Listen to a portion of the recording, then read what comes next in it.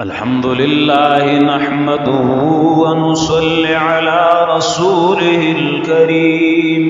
أما بعد فأعوذ بالله من الشيطان الرجيم. بسم الله الرحمن الرحيم.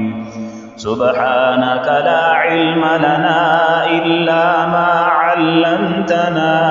إنك أنت العليم الحكيم. وعن أبي موسى الأشعري قال قال رسول الله صلى الله عليه وسلم ثلاثة لهم أجران. رجل من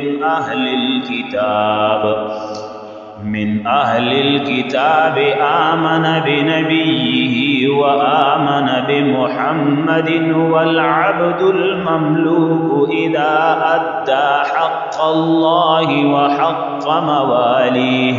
ورجل كانت عنده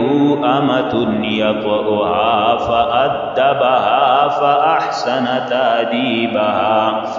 وعلمها فأحسن تعليمها، ثم أعتقها فتزوجها فله أجران. متفق عليه. حضرت ابو موسیٰ اشعری رضی اللہ عنہ فرماتے ہیں کہ نبی کریم صلی اللہ علیہ وآلہ وسلم نے فرمایا، تین شخص ایسے جن کو دو اجر ملیں گے. اس اہلی کتاب یہودی اور عیسائی کو جو پہلے اپنی نبی پر ایمان رکھتا تھا، پھر محمد صلی اللہ علیہ وآلہ وسلم پر ایمان لایا، اس غلام کو جو اللہ کے حقوق بھی ادا کرے اور اپنے آقا کے حق کو بھی ادا کرتا رہے. اس شخص کو جس کی کوئی باندھی تھی اور وہ اس سے صحبت کرتا تھا، پہلے اس کو اچھا ہنرمند بنایا، پھر اس کو خوب اچھی طرح تعلیم دی، اور پھر اس کو آزاد کر کے اس سے نکاح کر لیا، تو یہ بھی دوہرا اجر کا حقدار ہے. اس ارشاد گرامی کا مقصد تین طرح کے لوگوں کو بشارت دینا ہے جن کو اوروں کی مقابلہ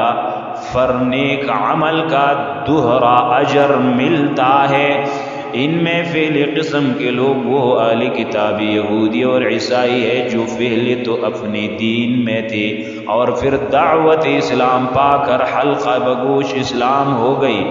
ان کو دوہرا اجر کی بشارت اس بنا پر دی گئی ہے کہ ان کا پہلے اپنے نبی کو پختہ دل سے ماننا،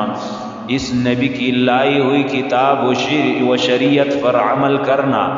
اور اس نبی سے اعتقادی وابستگی و تعلق رکھنا، اور پھر خاتم النبیین صلی اللہ علیہ وآلہ وسلم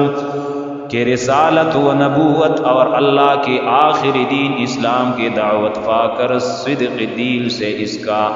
حلقہ بگوش ہو جانا. نہ صرف یہ کہ ان کے کمال انعقاد و اطاعت اور ان کی فکری و ذہنی سلامت روی کی علامت ہے، بلکہ اس معنی میں اس کی قلبی و عملی اثار کا غماز بھی ہے کہ اپنے سابقان نبی اور سابقہ دین سے عقیدت و تعلق اور زبردست جذباتی لگاؤ کے باوجود انہوں نے دعوت اسلام پا کر اور اللہ کے حکم کے تعمیل میں اپنی زندگی کا دار موڑ دیا، اور اب اپنے اعتقاد کی باغ دوڑ دین اسلام کی سپرد کر دی.